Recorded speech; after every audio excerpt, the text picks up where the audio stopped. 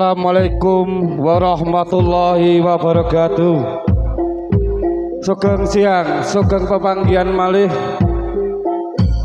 kalian keluarga ageng seni reok campur eko budaya ingkang mijil saking dusun Gesikan Merdikorjo. Ing wekdal siang mriku kula sakadang sampun siap siaga atur panglipur dumateng para warga dusun Soko Bindangun saha sak kiwa tengenipun. Pramila dumateng para sagunging setresna sumangga kasuwun amirsani saking purwa madya lan wusananing samangke matur nuwun. Ya ora